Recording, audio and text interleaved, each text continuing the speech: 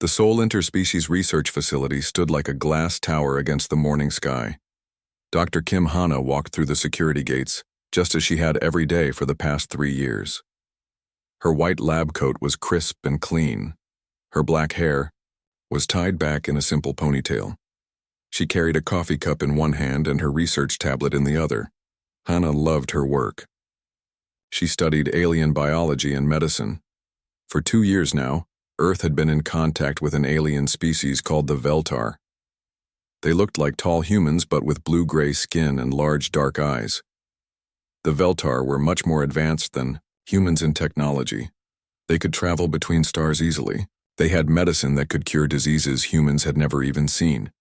But the Veltar were also very careful about contact with humans. They only sent small groups to Earth.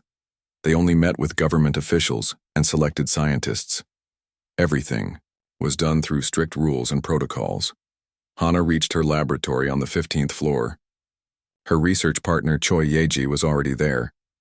Yeji looked up from her computer screen and smiled. "Good morning, Hana. Did you see the news about today's visit?" Hana nodded. "Yes. 3 Veltar diplomats are coming. One of them is bringing their child." This was unusual. The Veltar had never brought children to Earth before. Hana was curious about young Veltar biology. How different were they from human children? Did they get sick the same way? Did they heal differently? "The government people seem nervous about it," Yeji said. Lee Minho was here earlier. He reminded everyone about the no-contact rules again. Lee Minho worked for the government. He was the official liaison between the research facility and the alien visitors. He was a thin man with sharp eyes who always wore expensive suits. He did not trust the scientists. He thought they would do something to ruin the diplomatic relationship with the Veltar. Hana understood his worry, but she also knew the rules were too strict. Scientists learned by studying and asking questions. But Lee Minho wanted them to just observe and stay quiet. At 10 o'clock, the Veltar ship arrived. It was smooth and silver and made no sound as it landed on the facility's roof. Hana watched from her window as the 3 aliens stepped out. They were tall and graceful. Their skin had a slight blue shine in the sunlight. One of the aliens was smaller than the others. This was clearly the child. Even from far away, Hana could see that the young Veltar moved differently than the adults. More quickly, more curious about everything around them. The aliens were taken to the main conference room on the 10th floor. Hana and the other scientists watched through security monitors. They could see but not hear what was happening. Lee Minho sat at a large table with the adult Veltar. They spoke in quiet voices and passed documents back and forth. The Veltar child sat in a smaller chair next to one of the adults. The child seemed restless and kept looking around the room. After about 30 minutes, the child began to look uncomfortable. Hana noticed it first. The young Veltar was shifting in their chair more often. Their breathing seemed faster. One of the adult Veltar said something to the child, who nodded but did not look better. "Something is wrong," Hana said to Yeji. "What do you mean?" "Look at the child. See how they are breathing? And their skin color is changing." Yeji looked more carefully at the monitor. "You are right. They look sick." On the screen, the Veltar child was now clearly in distress. Their blue-gray skin was becoming paler. They were breathing quickly and shallow. One hand was pressed to their throat. The adult Veltar were now very concerned. They spoke rapidly to each other in their own language. Lee Minho looked confused and worried. Hana grabbed her emergency medical kit from her desk. "I have to help." "Hana, wait," Yeji said. "You know the rules. We cannot have direct contact with the aliens." "That child is dying," Hana said. "Look at the symptoms. Rapid breathing, pale skin, throat problems. I think they are having a severe allergic reaction to something in our atmosphere. But if you go down there, Lee Minho will fire you. The government will say you violated the contact protocol." Hana was already at the door. "Then they will have to fire me. I cannot watch a child die when I might be able to help." She ran to the elevator and pressed the button for the 10th floor. Her heart was beating fast, but her mind was clear. She had seen these symptoms before in human patients. Severe allergic reactions could kill within minutes, if not treated. The elevator seemed to take forever. When the doors opened, Hannah ran down the hallway toward the conference room. Security guards saw her coming and tried to block her way. "Dr. Kim, you cannot enter that room," one guard said. "The child is dying," Hannah said. "I am a doctor and I can help." She pushed past the guards and burst through the conference room doors. Lee Minho jumped up from his chair, his face angry and shocked. "Dr. Kim, get out of here immediately. You are violating direct orders." But Hannah was not looking at him. She was looking at the Veltar child who was now barely conscious. Their breathing was very shallow and their lips were turning blue. The adult Veltar looked desperate and afraid. Hannah knelt down next to the child and opened her medical kit. She could hear Lee Minho shouting behind her and the sound of more security guards running into the room. "I can help," she said to the adult Veltar in English. She hoped they understood. The child's pulse was weak and rapid. Their airway was swelling shut. Hannah had only minutes to act. She prepared a syringe with epinephrine, the same medicine used to treat severe allergic reactions in humans. "Dr. Kim, step away from the alien immediately," Lee Minho shouted. "You are endangering the entire diplomatic mission." Hannah ignored him. She injected the epinephrine into the child's arm. Then she gave them a dose of antihistamine to help reduce the allergic reaction. For a long moment, nothing happened. The room was completely silent except for the child's struggling breaths. Then slowly, the young Veltar's breathing began to improve. Their skin color started to return to normal. The child opened their large, dark eyes and looked at Hannah. They said something in their own language. It sounded like "thank you." One of the adult Veltar put a hand on Hannah's shoulder. "You saved Keth," they said in careful English. "You saved our child." But Lee Minho was furious. "Dr. Kim, you are terminated. Security, escort her from the building immediately." As the guards took her arms, Hannah looked back at the Veltar child named Keth. The child was sitting up now, breathing normally, alive and safe. She had saved a life. Even if it cost her everything, she had saved a life.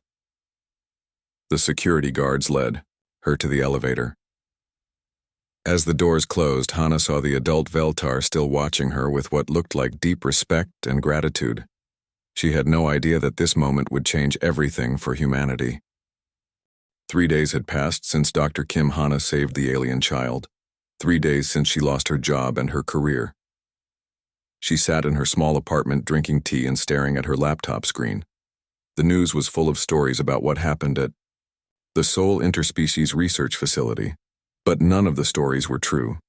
The official government report said that Dr. Kim Hannah had suffered a mental breakdown. It claimed she attacked an alien child during a peaceful diplomatic meeting. The report stated that the alien was never in any danger and that her actions nearly caused an international incident. Hannah read the lies with growing anger. The government was painting her as a dangerous person who could not control herself. They said she was mentally unstable and unfit to work with aliens. Her phone rang constantly with calls from reporters wanting interviews. But Lee Minho's office had already told all the major news stations that she was not allowed to speak to the media. Any interviews with her would be considered a threat to national security. Hannah felt trapped and alone. Her life's work was gone. Her reputation was destroyed. And she could not even tell people what really happened. At the research facility, Choi Yeji was having her own problems. She sat in the break room with other scientists who whispered when she walked by. Everyone knew she was Hannah's best friend and research partner. Dr. Song Minsu, the facility director, called Yeji into his office that morning. He was an older man with gray hair who usually treated his staff fairly, but today he looked uncomfortable and worried. "Yeji, I need to talk to you about Dr. Kim," he said. "What about her?" "The government wants to know if she showed any signs of mental problems before the incident. Did she seem unstable to you? Did she talk about doing anything dangerous?" Yeji felt sick to her stomach. "Hannah is the most stable person I know. She saved that child's life. Anyone who watched the security footage can see that." Dr. Song looked away. "There is no security footage. The cameras malfunctioned during the incident. That is impossible. I saw her watching the monitors before. She ran down there. The cameras were working fine. The official report says the cameras were broken. That is the only version of events that exists now. Yeji realized what was happening. The government was covering up the truth. They were destroying evidence and silencing anyone who might contradict their story. I will not lie about Hana, Yeji said firmly. Dr. Song sighed. Then I suggest you be very careful about what you say to anyone. The government is watching all of us now. Across the city, Park Ji-won was having similar doubts. He was the security officer who was supposed to stop Hana from entering the conference room. But he had seen everything that happened. He watched her save the alien child's life with skill and compassion. Now his supervisors were telling him to write a report, saying that Hana attacked the aliens unprovoked. They wanted him to lie in an official document. Park Ji-won had been a security officer for 8 years. He had always followed orders and trusted his superiors. But this felt wrong, very wrong. He went to his supervisor, Captain Kim Tae-ho, with his concerns. Sir, I was there during the incident. Dr. Kim did not attack anyone. She provided medical treatment to a sick child. Captain Kim looked tired. Officer Park, the government has made its position clear. Dr. Kim violated security, protocols, and endangered diplomatic relations. That is the official story. But what about the truth? The truth is whatever the government says it is. Write your report according to the official version or find a new job. Park Ji-won left the captain's office feeling confused and angry. He had joined security work to protect people and uphold justice. But now he was being asked to cover up an act of heroism. Meanwhile, Song Nari was getting suspicious. She was an investigative journalist who specialized in government corruption. She had heard rumors about the incident at the research facility that did not match the official story. She started digging deeper. She called sources at the facility and in the government. Most people would not talk to her, but a few gave her hints that something was not right. The official story does not make sense, one source told her over the phone. If Dr. Kim really attacked an alien child, why was she not arrested? Why was she just fired? And why are they trying so hard to silence everyone who was there? Song Nari began investigating Dr. Kim Hana's background. What she found was impressive. Hana had graduated at the top of her medical school class. She had published important research on cross-species biology. Her colleagues described her as brilliant, dedicated, and ethical. This did not sound like someone who would randomly attack an alien child. Back at her apartment, Hana received an unexpected visitor. Park Ji-won stood at her door, looking nervous and conflicted. Dr. Kim, may I come in? I need to talk to you. Hana let him enter. She made tea while he sat uncomfortably on her couch. I know what really happened, he said finally. I saw you save that child's life. What you did was heroic. Then why does everyone think I am a monster? Because the government is lying. They destroyed the security footage. They are forcing everyone to stick to the official story. Hana felt a mixture of relief and anger. At least one person knew the truth. Why are you telling me this? She asked. Park Ji-won was quiet for a long moment. Because I have a daughter. She is 8 years old. If she was dying and someone could save her, I would want them to break any rule necessary to help her. He stood up to leave. I cannot do much to help you, but I wanted you to know that at least one person knows you are a hero, not a villain. After he left, Hana felt a small spark of hope. The truth had a way of coming out eventually. She just had to be patient and wait for the right moment. What she did not know was that far above Earth in the depths of space, the Veltar were having very serious discussions about what had happened. The adult Veltar who brought their child to Earth was named Vorthak. And Vorthak was not just any ordinary alien. Vorthak was a high-ranking member of the Veltar Governing Council. The child Hana saved was not just any child. Keth was Vorthak's own offspring. The Veltar had been watching humanity carefully for 2 years.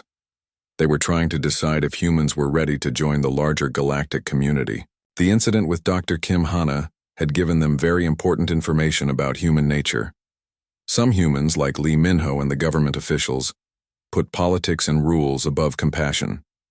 But others, like Hana, would risk everything to save a life, even the life of a stranger from another world. This told the Veltar something very significant about humanity, and soon they would act on that knowledge. But for now, Hana sat in her apartment, unemployed and disgraced, not knowing that her simple act of kindness was about to change the entire relationship between Earth and the stars. 2 weeks had passed since the incident at the research facility. Park Ji-won could not sleep at night. Every time he closed his eyes, he saw Dr. Kim Hana kneeling beside the dying alien child. He remembered the skill and care in her actions. He remembered how she saved a life while everyone else stood frozen, and then he thought about the lies his supervisors wanted him to tell. Park Ji-won made a decision that would change everything. He went to his home computer and accessed his personal security account. As a senior officer, he had backup access to all facility recordings. The government had deleted the official footage, but they had forgotten about the personal backup system. The files were still there. Every moment of Hana's heroic actions was recorded in perfect detail. He copied the files to a secure drive and drove across Seoul to meet Song Nari at a small coffee shop in Hongdae. The journalist had been calling him for days, asking questions about the official story that did not make sense. "Officer Park, thank you for meeting me," Song Nari said as he sat down across from her. She was a woman in her 30s with sharp eyes and a reputation for uncovering corruption. "I have something you need to see," Park Ji-won said quietly. He slid the drive across the table. "This is the real security footage from the day Dr. Kim was fired." Song Nari's eyes widened. "I thought all the recordings were destroyed. The official ones were, but I had backup access. This shows what really happened." Song Nari took the drive and plugged it into her laptop. Together they watched the footage on the small screen. They saw the alien child becoming sick. They saw Hana notice the symptoms first. They saw her rush to help despite the rules and the shouting guards. Most importantly, they saw her save the child's life with medical skill and compassion. "This is incredible," Song Nari whispered. "Dr. Kim is a hero. The government has been lying about everything." "Will you publish this?" Park Ji-won asked. "Yes. But I need medical confirmation about what we are seeing. Do you know anyone who can verify that the child was really dying?" Park Ji-won nodded. "Choi Yeji. She was Dr. Kim's research partner. She knows more about alien biology than anyone except Hana herself." The next day, Song Nari met Choi Yeji at a restaurant far from the research facility. Yeji was nervous and kept looking around to see if anyone was watching them. "Dr. Choi, I have footage of what really happened during the incident. Will you look at it and tell me what you see?" Yeji watched the video carefully. She paused it several times to study the alien child's symptoms and Hana's medical response. "This is exactly what I thought happened," Yeji said finally. "The child was having a severe allergic reaction. You can see the respiratory distress, the skin color changes, the swelling. Without treatment, the child would have died within minutes." "And Dr. Kim's treatment?" "Perfect. She recognized the symptoms immediately and administered the correct, human equivalent medications. Her dosage calculations were precise. She saved that child's life with quick thinking and medical expertise." Song Nari had everything she needed. That evening, she published her story on her news website with the headline, "Government Lies About Hero Doctor Who Saved Alien Child." The article included the complete security footage, medical analysis from Yeji, and testimony from Park Ji-won. It showed clearly that Hana had acted with skill and compassion to save a dying child, not attacked anyone as the government claimed. 3. Story went viral within hours. Social media exploded with support for Hana and anger at the government cover-up. People shared the video millions of times. News stations around the world picked up the story. But Lee Minho and his department were not ready to admit the truth. Instead, they doubled down on their lies. Lee Minho held a press conference the next morning. "This footage has been doctored by enemies of the state. He announced to the cameras. Dr. Kim Hana remains a dangerous individual who nearly caused an interplanetary war with her reckless actions. Anyone sharing this false information is helping to spread propaganda that threatens national security. He also announced that Park Ji-won was being investigated for treason and that Choi Ye-ji was suspended from her job for spreading false information. The government's response made people even angrier. Protests began forming outside the research facility and government buildings.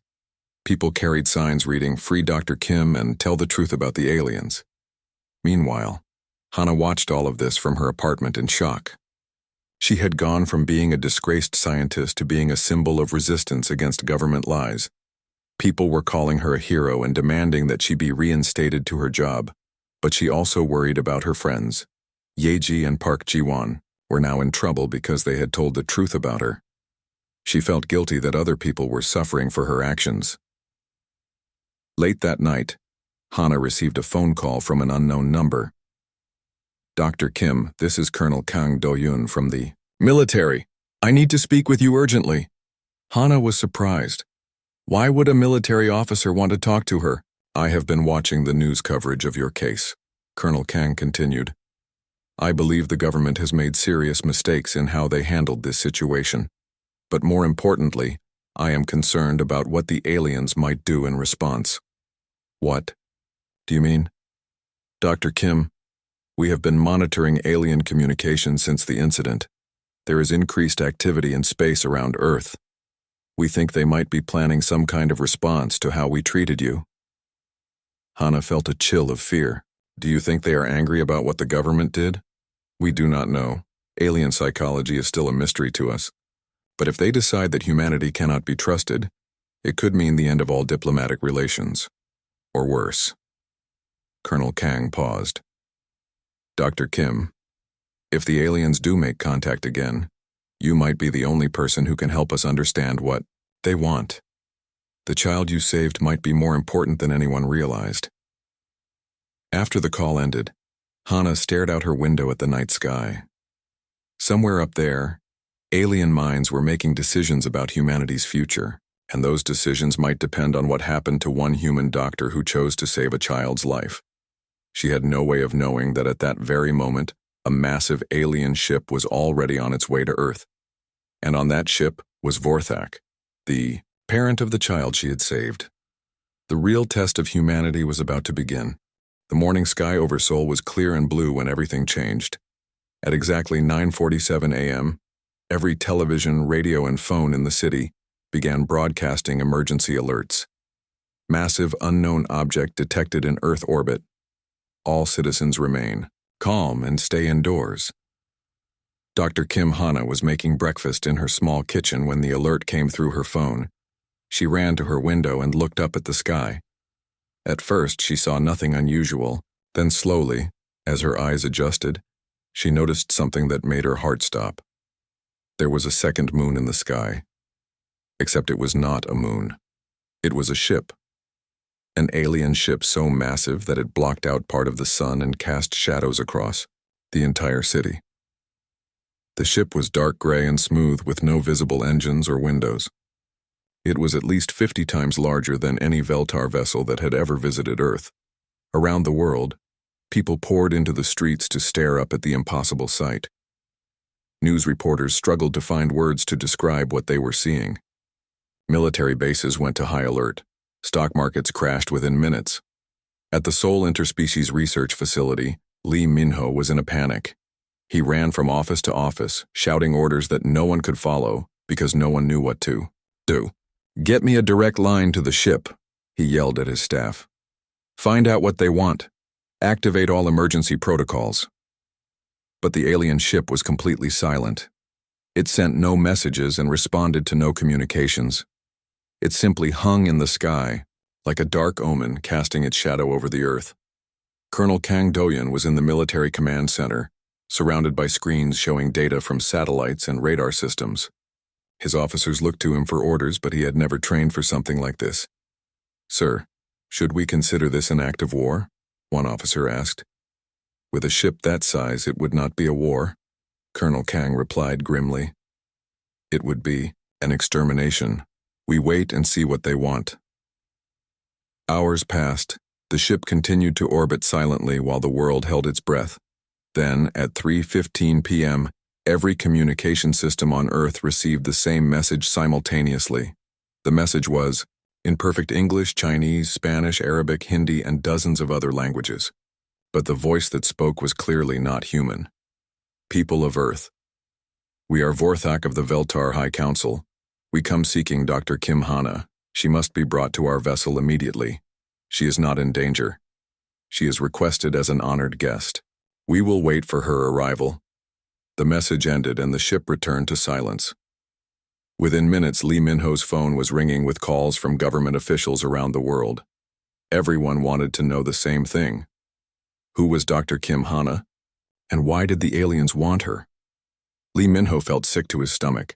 The woman he had fired and tried to discredit was now the most important person on Earth.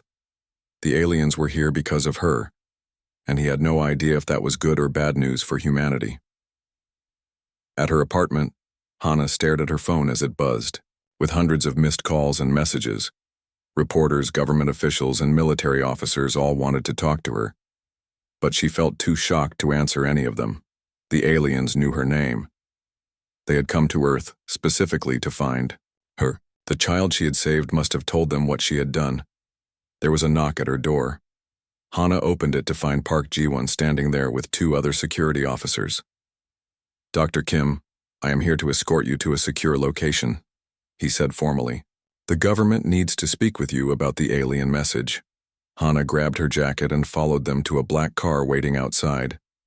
As they drove through the city, she could see people everywhere pointing up at the massive ship. Some looked terrified, others seemed excited.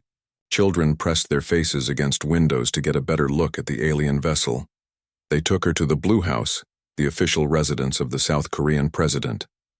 Hana had never been inside such an important building. She was led to a conference room where dozens of officials sat around a long table. President Park Min-jae sat at the head of the table. He was an older man with gray hair and tired eyes. Next to him sat Lee Minho, who could not look directly at Hana. Dr. Kim, thank you for coming, the president said. As you know, the aliens have requested your presence on their ship. We need to understand why. I think I know why, Hana said quietly. 2 weeks ago, I saved the life of an alien child. The government fired me for it and tried to cover up what happened. Several officials shifted uncomfortably in their seats. The president looked at Lee Minho with anger. Is this true? Did you fire Dr. Kim for saving an alien child? Lee Minho's face was red with embarrassment. She violated security protocols. Her actions could have endangered diplomatic relations. And now those same aliens have brought a warship to our planet asking for her specifically, the president said coldly. Mr. Lee, your handling of this situation has been catastrophic. Colonel Kang Do-hyun leaned forward in his chair. Dr. Kim, are you willing to go aboard the alien ship? We cannot force you to do this, but the fate of our planet might depend on it. Hana thought about the child she had saved, about Keth's large dark eyes and the word of thanks spoken in an alien language. She had risked everything to save one life. Now she might have to risk everything again to save her entire world. I will go, she said. But I want Park Ji-won to come with me as security escort. That is not necessary, Lee Minho said quickly. We should send a trained diplomat. The aliens asked for me specifically, Hana replied. I think I should choose who accompanies me. The president nodded. Agreed. Officer Park will escort Dr. Kim to the alien vessel. 2 hours later, Hana and Park Ji-won stood on the roof of the research facility. The massive alien ship hung directly overhead, so close that it seemed like they could reach up and touch it. A beam of soft blue light appeared from the ship and surrounded them. Hana felt a strange tingling sensation, and then suddenly they were no longer on the roof. They were standing in a vast chamber inside the alien vessel. The walls were smooth and curved, made of some material that seemed to glow with inner light. The air was warm and smelled faintly of something like flowers. Gentle music played from somewhere, though Hana could not see any speakers. 3 Veltar approached them. 2 were tall adults that Hana did not recognize. But the third was smaller, about the size of a human child. It was Keth, the alien child she had saved. Keth ran forward and stopped just in front of Hana. The child said something in the Veltar language, then switched to English. "Thank you for saving my life, Dr. Hana. My parent wants to talk to you." One of the adult Veltar stepped forward. This one was taller than the others, with intricate markings on their blue-gray skin that seemed to shift and change in the light. "Dr. Kim Hana," the alien said in a voice like music. "I am Vorthak. You saved the life of my child. You risked your career and your reputation to help someone from another world. This tells us much about who you are." "I am just a doctor," Hana said simply. "I could not watch a child die when I might be able to help." Vorthak's large, dark eyes seemed to study her carefully. "Yes, this is exactly what we hoped you would say." Park Ji-won stayed close to Hana but tried not to interfere. He was amazed by the size and beauty of the ship around them. Everything seemed designed for beings much more advanced than humans. "Dr. Hana," Vorthak continued, "we have brought you here because we need to share something important with your people. What you did for Keth was not just an act of kindness. It was a test. And humanity has shown us something remarkable." "A test?" Hana asked. "For 2 years we have been studying your species. We needed to know if humans were ready to join the larger community of worlds. We needed to know if you could show compassion beyond your own species." Vorthak gestured to the vast chamber around them. "You see this ship. It carries representatives from 12 different worlds. We are part of something much larger than you can imagine, and we believe humanity might have something very special to offer." Hana felt overwhelmed by the implications of what she was hearing. "What do you mean?" "Dr. Hana, your species faces many challenges: war, disease, environmental destruction. But you also have something that is very rare in the galaxy. When faced with a dying child, you did not hesitate to help, even though that child was from another world. Even though helping might cost you everything." Keth stepped closer to Hana and took her hand with their small blue-gray fingers. "My parent says you have the heart of a healer," Keth said in careful English, "and healers are what the galaxy needs most right now." Vorthak led Hana and Park Ji-won deeper into the massive ship. The corridors were wide and filled with soft light that seemed to come from the walls themselves. They passed other aliens, some that looked like the Veltar, and others that were completely different. Hana saw beings with 4 arms, others with skin that changed colors, and some that seemed to float rather than walk. "How many different species are on this ship?" Hana asked in wonder. "Representatives from 12 worlds," Vorthak replied. "Each species contributes something unique to our galactic community. The Zephyrians are master engineers. The crystallines understand energy like no one else. The Aquarians can heal minds as well as bodies." They entered a vast chamber with a curved ceiling that showed the stars outside. In the center was a circular platform where beings from different worlds stood together. Hana realized she was looking at some kind of galactic council. "Dr. Hana," Vorthak said, "I must tell you something that your governments do not know. We are facing a crisis that threatens all life in this part of the galaxy." The platform in the center of the room lit up with images. Hana saw planets covered in strange dark growths. She saw cities abandoned and ships fleeing through space. "This is the consuming plague," Vorthak explained. "It began 20 years ago on a distant world. It spreads from planet to planet, destroying all biological life. Our greatest scientists cannot stop it or even slow it down." Park Ji-won stared at the images in horror. "How many worlds have been lost?" 43 planets so far," said a tall alien with golden skin. "Billions of lives. If we cannot find a solution soon, the plague will reach the core worlds within 50 years. Hana studied the images carefully. Her medical training kicked in as she analyzed what she was seeing. "It looks like some kind of biological weapon, but also like a disease. How does it spread?" "Through the air, through water, through soil," Vorthak said. "It adapts to each new environment and becomes stronger. Our medicine can slow it temporarily, but nothing stops it completely." "Have you tried treating the infected rather than fighting the plague directly?" Hana asked. The golden alien looked puzzled. What do you mean? On Earth, when we face diseases we cannot cure, sometimes we focus on keeping the patient alive while their body learns to fight the infection naturally. We support the immune system rather than attacking the disease. The aliens looked at each other with expressions Hana could not read. Dr. Hana, Vorthak said slowly, in all our research, no one has suggested such an approach. We have focused entirely on destroying the plague organism. But what if you cannot destroy it? What if you need to live with it while finding ways to resist it? A small blue alien with large eyes stepped forward. This human thinks differently than we do. She sees possibilities we missed. Vorthak nodded. This is why we came to Earth. For 2 years we have observed humanity. We have seen your wars and your violence. But we have also seen something remarkable. Humans can think creatively under pressure. You adapt and improvise in ways that other species do not. The platform showed new images now. Hana saw human doctors treating patients, human scientists working in laboratories, human teachers helping children learn. When that child was dying in your facility, Vorthak continued, you did not follow established procedures. You analyzed the symptoms, made connections to similar conditions in humans, and created a new treatment on the spot. No other species, we know, would have done that. But surely your medical technology is far more advanced than ours, Hana protested. Advanced, yes, but also rigid. Our medicine follows precise protocols developed over thousands of years. We trust our technology more than our instincts.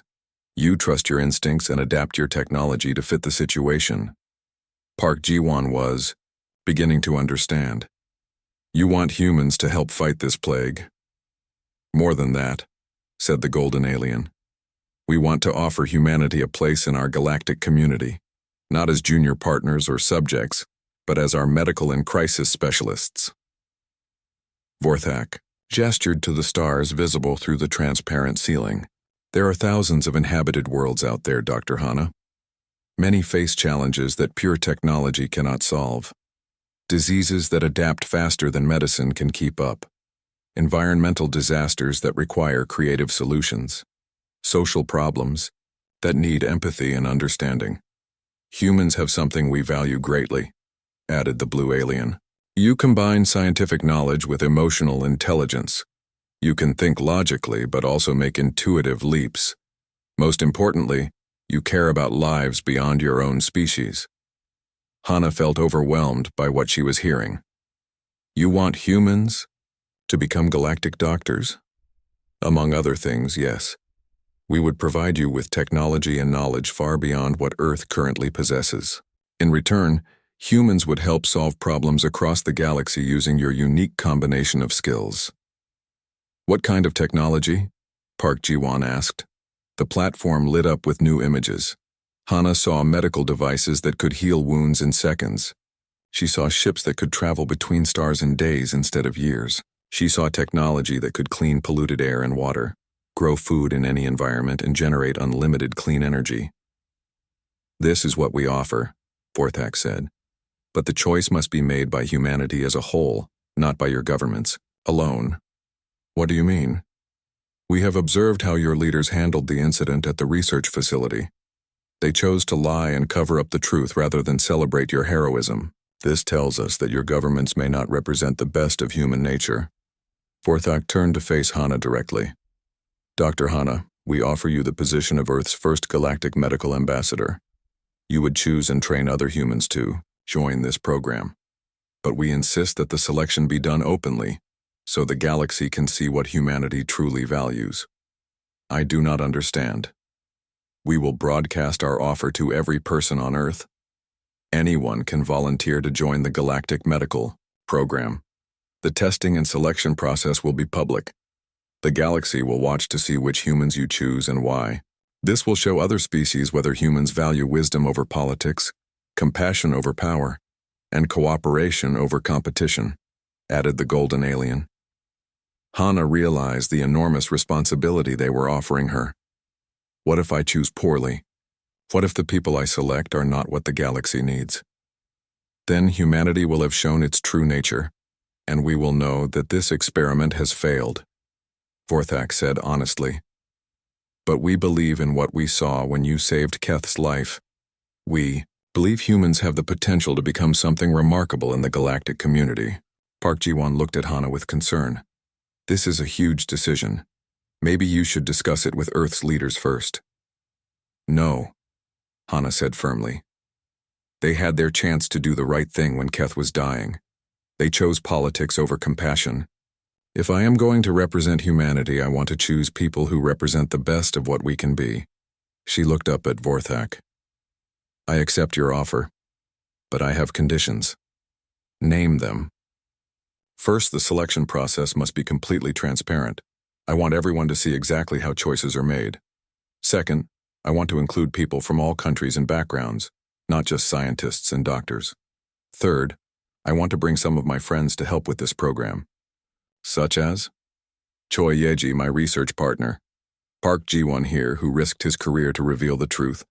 Song Nari, the journalist who exposed the government lies. People who showed moral courage when it mattered. Vorthak consulted with the other, aliens in their musical language. After several minutes, they reached a decision. Your conditions are acceptable, Dr. Hana. But first, you must return to Earth and prepare your people for what is coming. In 7 days, we will broadcast our offer to every human on the planet. The selection process will begin immediately after that. What should I tell people to prepare them? Tell them the truth, Vorthak said simply. Tell them that the universe is much larger and more dangerous than they imagined. But also tell them that humanity has something special to offer. Tell them that one act of compassion toward an alien child has opened the door to the stars. As the blue light surrounded her and Park Ji-won again, preparing to transport them back to Earth, Hana realized that her simple decision to save a life had changed everything. In 7 days, every human on Earth would have to choose what kind of species they wanted to be. 7 days later, every television, radio, computer, and phone on Earth received the same message at exactly noon local time. The message came in every language and was impossible to ignore or block. Dr. Kim Hana sat in a television studio in Seoul, watching as Vorthak's image appeared on screens around the world. Behind the alien leader, the massive ship could be seen floating in Earth's orbit. People of Earth, Vorthak's musical voice said, we are the Veltar, representatives of the Galactic Medical Alliance. We bring you an offer that will change the future of your species.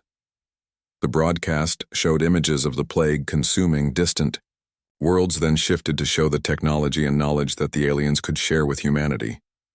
Your species possesses rare qualities that the galaxy desperately needs: medical intuition, creative problem-solving, and compassion that crosses species boundaries. We offer you partnership in healing worlds across the stars. President Park Min-jae sat in the Blue House, surrounded by his advisors, watching the broadcast with growing panic. This was completely outside government control. The aliens were speaking directly to every person on Earth, bypassing all official channels. We invite humans to volunteer for the Galactic Medical Program, Vorthak continued.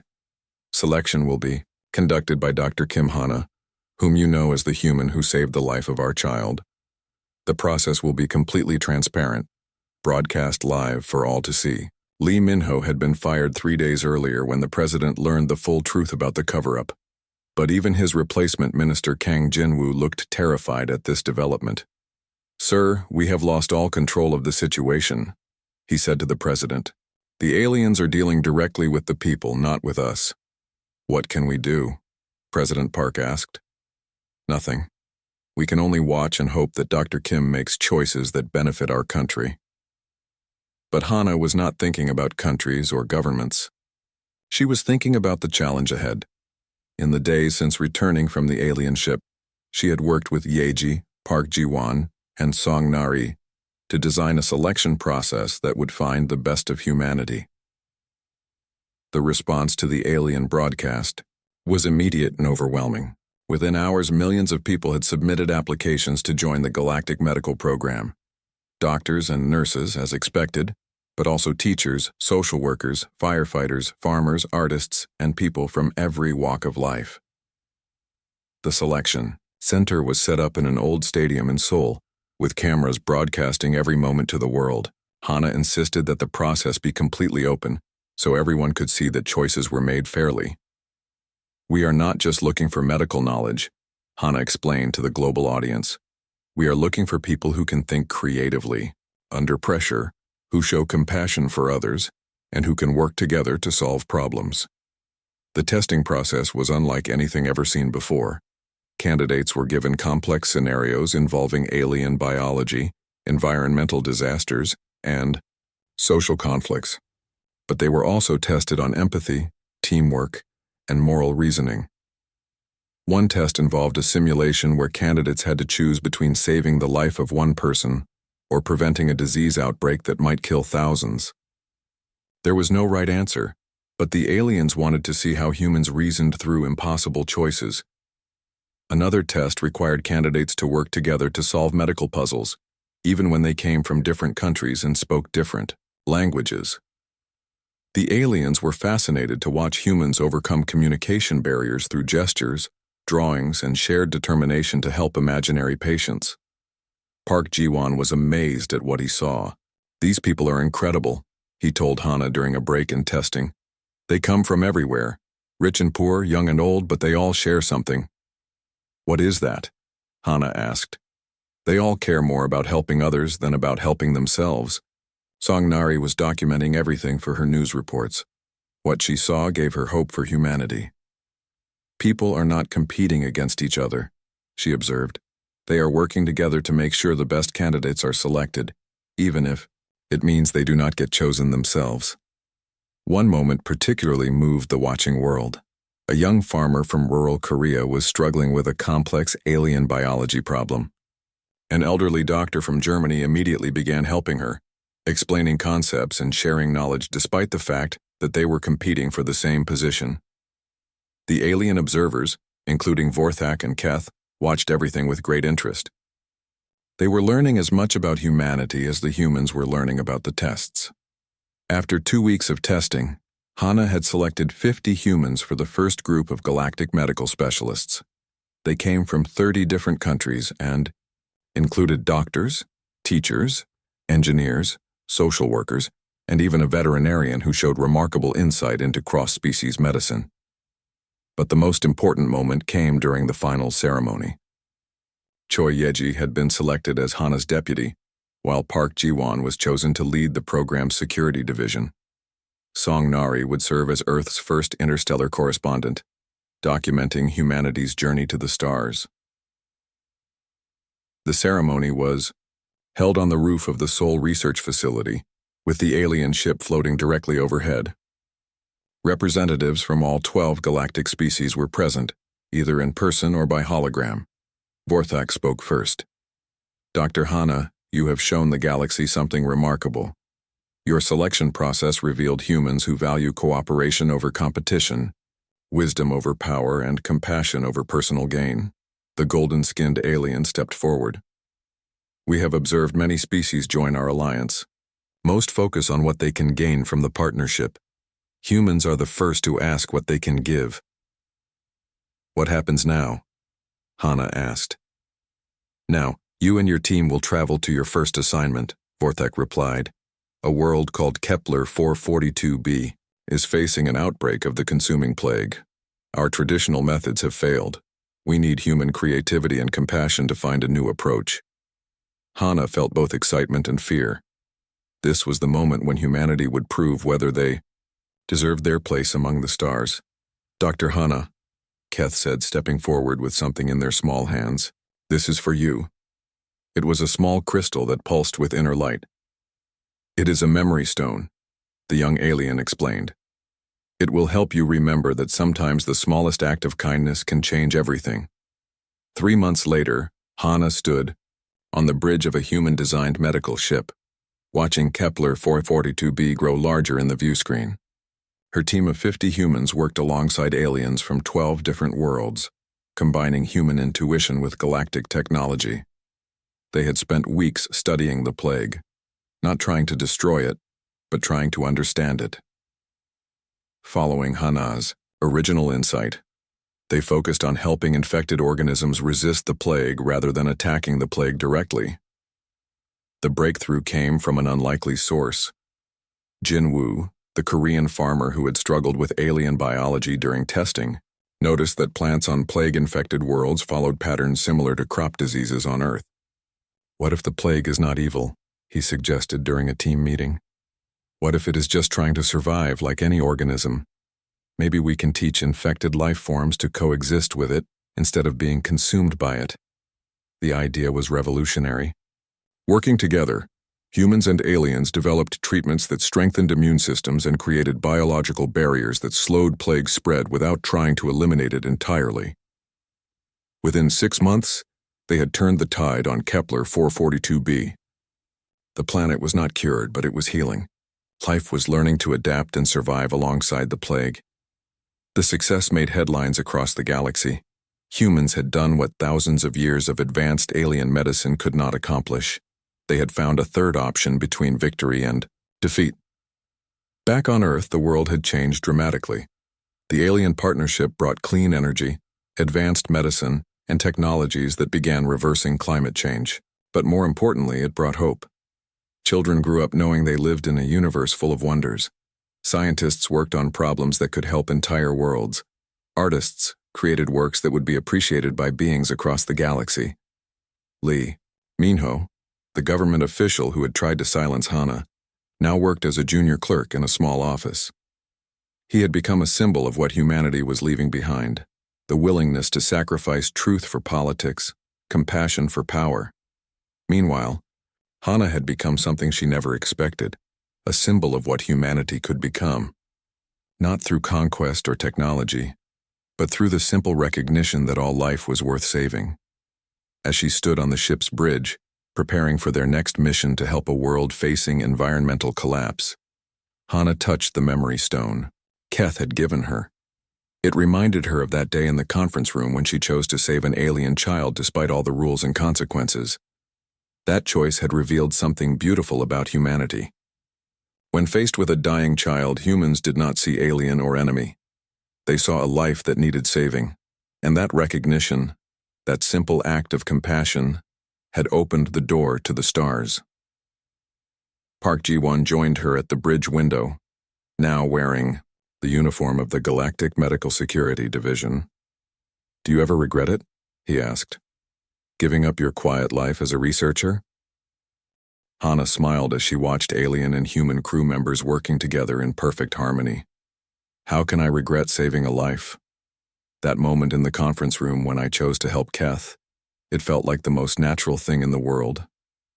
Even knowing it would lead to all this, especially knowing it would lead to all this. On the planet below, they could see the lights of cities being rebuilt. Families that had fled the environmental disaster were returning home. Children who had never seen clean air were breathing freely for the first time. In a few days, Hana and her team would travel to another world facing another crisis. There would always be more problems to solve, more lives to save. But now humanity was not alone in facing these challenges. Song Nari's voice came over the ship's communication system. "Dr. Kim, we are receiving a message from Earth. They want to know when you plan to return home." Hana looked out at the stars, each one representing worlds full of life and possibility. "Tell them that home is not a place anymore. Home is wherever people need help." Yeji appeared on the bridge carrying a data pad with their latest research results. "Hana, the treatment protocols we developed here are already being adapted for use on 17 other worlds. The Galactic Medical Council says our success rate is higher than anything they have seen in 1,000 years. That is because we remember what it means to be human," Hana replied. "We see every patient as someone's child, someone's parent, someone's friend. We do not just treat diseases, we heal lives." As their ship prepared to jump to hyperspace toward their next mission, Hana thought about all the humans back on Earth who were now part of the galactic community. Teachers sharing knowledge across species. Artists creating beauty that touched alien souls.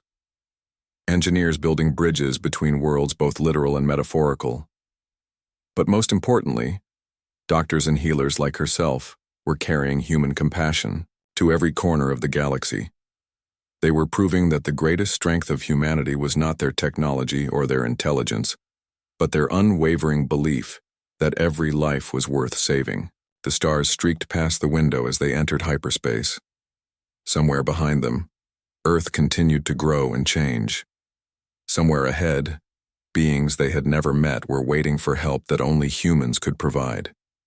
And at the center of it, all was the simple truth that had started everything. When a child is dying, you save them. No matter who they are. No matter what it costs, no matter what anyone else thinks. That was the gift humanity brought to the galaxy. And the galaxy would never be the same. The memory stone pulsed with warm light in Hannah's hand, a reminder that the smallest acts of kindness can indeed change everything. In the end, she reflected, that was the most human thing of all, the stubborn refusal to let anyone suffer alone when you have the power to help. The universe was vast and full of wonders, but the greatest wonder of all was that in a cosmos of trillions of stars, one species had learned that every single life mattered. That species was humanity, and their greatest adventure was just beginning.